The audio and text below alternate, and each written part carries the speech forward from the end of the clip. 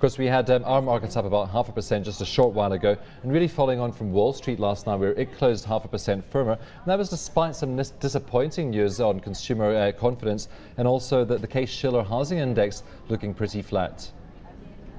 As Stephen, one looks at the note, and the activity is really coming around, or the numbers were supported by investors looking for stocks that have outperformed in that sector. And we're seeing markets coming through those technical levels, and we're seeing similar action this morning with some company results out that are really driving the markets. Or those particular stocks.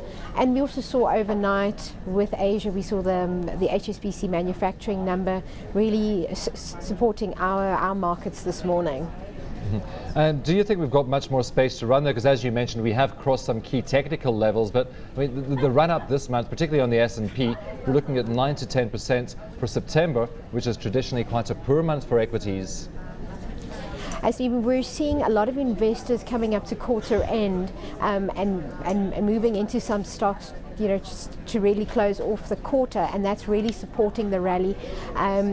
We have broken that key technical level, but volumes are very light, and if we do keep to these levels, we could see us go up to approximately 26, 310 on the top 40. So investors still very cautious, but looking for more support for that run.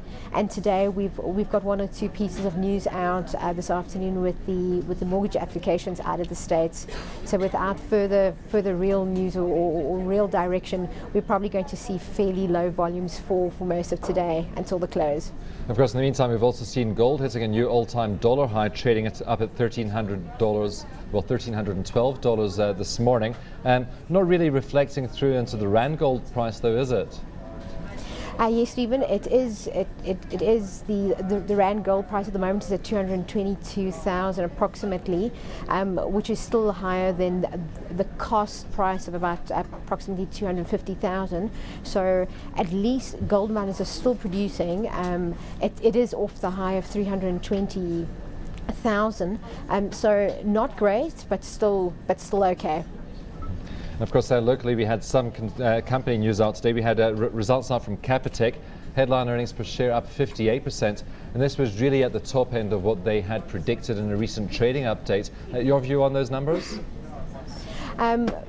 Very impressive numbers. Their model in terms of what they're doing, they've definitely increased their active clients in terms of their fixed and sorry, Stephen, the model is really good. They're increasing their client base. We feel, however, that the share price is still quite expensive, and we're more cautious about Capitec going forward.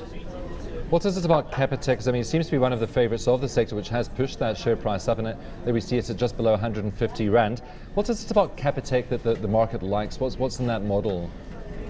It's priced at, rather, it's trading at six times its price to book, and it's very liquid, Stephen. So investors are rather cautious to get into that stock, and that's what really makes it rather expensive at the moment. Click start with the trading update. It expects headline earnings per share to be 25 to 30% higher. That's for the year to August. And of course, we do know that Clicks is one of those defensive retail counters. Your view on that trading update? Stephen, we like Clicks. They've got a very good model there. They split, and with the pharmaceutical portion really services their customers. One is able to walk in, buy your toiletries as well as get a script. They really have done well and are capturing market share. So very positive for them, and we expect great things to come out of them. And of course, we see these shares up about 3% at this stage. But really, retail numbers that we've had out recently points out that there has been strong sales, particularly in the pharmaceutical sector.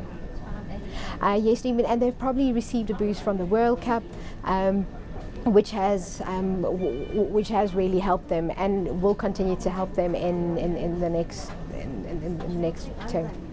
Pick n Pay, on the other hand, it expects total headline earnings per share to be up to 25% lower on a continuing basis and down by 15%. So not very positive coming from Pick n Pay.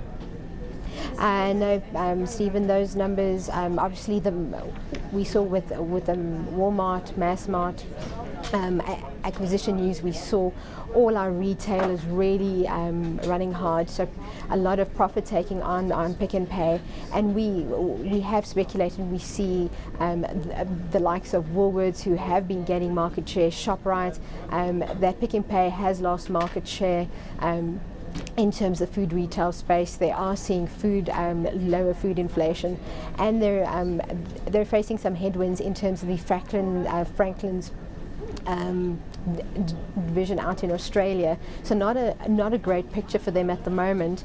And going forward, they have stated they're going to be under tough conditions, and we've just seen the market reacting quite negatively to those numbers.